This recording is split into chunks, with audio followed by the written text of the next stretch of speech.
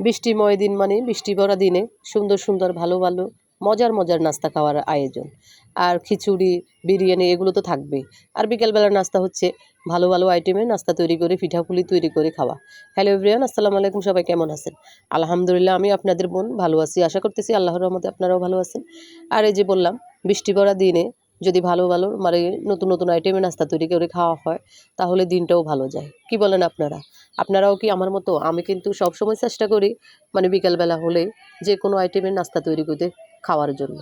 আপনারাও যে কি আমার মতো বিকেলবেলার নাস্তা তৈরি করে খেতে পছন্দ করেন নতুন নতুন আইটেমের? একই ধরনের নাস্তা খেতে সবসময় ভালো লাগে না, তাই ভিন্ন ধরনের নাস্তা তৈরি করে খাওয়াটাই হচ্ছে আমাদের কাজ। আমরা যারা রাঁধুনি আছি, আমরা সবসময় যতক্ষণ আমরা রান্না করে থাকি ততক্ষণই চেষ্টা করি কোনো না কোনো আইটেমের নাস্তা তৈরি করে খাওয়ার জন্য। আর এই যে দেখতেছেন আজকের নাস্তাটা হচ্ছে আমার এই যে পিঠাপুলি। আর এই পিঠাগুলো কী পিঠা তৈরি করেছি আমি নিজেও জানি না, তাই আমি অল্প ছোট ছোট মানে লেচি কেটে ছোট ছোট লুচির মতো করে এই পিঠাগুলো তৈরি করে নিলাম। আর এই পিঠাগুলো খেতে এত মজার হয়েছিল কি আর বলবো, মানে ফুলকো ফুলকো তেলের মধ্যে যখন দিচ্ছিলাম তখন ফুলকো ফুলকো হয়ে একদম সুন্দরভাবে ফুলে গেছিলো এই লুচিগুলো। ছোট ছোট লুচি খেতে ভীষণ মজার ছিল, চা দিয়ে অথবা আপনার সস দিয়ে খেয়েছি, ভীষণ ভালো লেগেছিলো। পরিবারের সবাই খেয়ে মাশাআল্লাহ অনেক খুশি, আর আমার কাছেও ভালো লেগেছিল। আর বৃষ্টির দিনে কিন্তু যে কোনো নাস্তা মানে ভাজা পোড়া নাস্তা হলেই ভালো লাগে।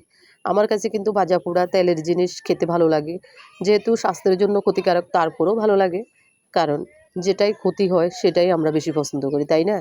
আমরা যেহেতু বাঙালি, আমরা সবসময় যে ভাজা পোড়া মানে তেলের জিনিস খেতেই ভালোবাসি। এগুলোতে আমাদের শরীরের স্বাস্থ্যের ক্ষতি হয়, তবু আমরা এগুলোই খাই, আর এগুলো খেতে আমাদের কাছে ভালো লাগে।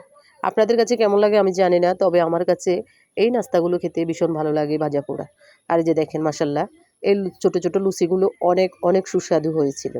আর এই যে দেখেন অনেকগুলো লুচি হয়েছে সবার জন্য, পরিবারে যেহেতু মানুষ অনেক, আর সবাই কিন্তু খাবে, আর এই জন্য অনেকগুলো লুচি করে তৈরি নিয়েছি। আর এটার মানে আরেক আইটেমের নাস্তাও আমি তৈরি করেছি। এই যে এই লুচির সাথে কিন্তু আরেক ধরনের নাস্তা হয়েছিল। এই যে দেখেন এই নাস্তাটা, এটাও কিন্তু ছোট ছোট ওই যে লুচির মতো আমি কিন্তু হাত দিয়ে চেপে চেপে এইভাবে তৈরি করে নিয়েছি। জানি না এগুলোর নাম কি, তবুও আমি বানিয়ে ফেললাম সুন্দর আইটেমের একটা নাস্তা। আপনাদের কাছে কেমন লাগতেছে আমার এই নাস্তাগুলো? আমি কিন্তু পছন্দ করেছি, বা আমার কাছে ভীষণ ভালো লেগেছিল, খেতেও অনেক মজা হয়েছিল।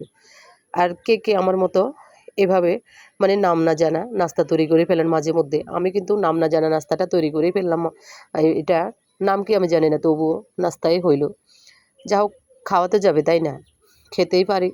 যেহেতু খাওয়ার জিনিস নাম না জানলেই হয়, আর সব জিনিসের তো নাম জানবো না, তাও কী করে না। আর এই যে দেখেন এই নাস্তাগুলো ভাজতেও কিন্তু অল্প সময় লেগেছিল, অল্প আছে আমি এগুলো ভেজে নিয়েছিলাম, মানে সময় কম লেগেছিল, মানে শর্টফট করে হয়ে গেছিলো এই নাস্তাটা ভাজা।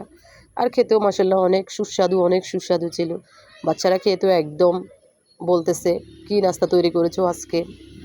মানে এই নাস্তাটা একেবারে পারফেক্ট হয়েছে সবার জন্য, ছোট বড় সবাই যেহেতু এই নাস্তাটা পছন্দ করেছে, ভাবতেছি আগামীতেও আবার এই ধরনের নাস্তা তৈরি করব। আপনারা কি বলেন?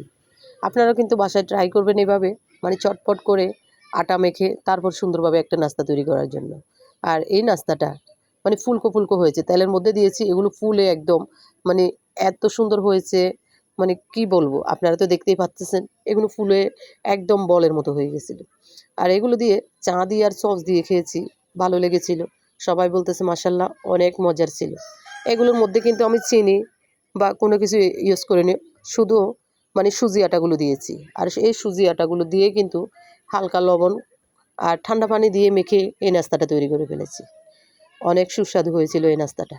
আর আজকে আমার এই ভিডিওটা আপনাদের কেমন লেগেছে আমি জানি না। যদি ভালো লাগে অবশ্যই একটা লাইক কমেন্ট করে আমার পাশে থাকবেন।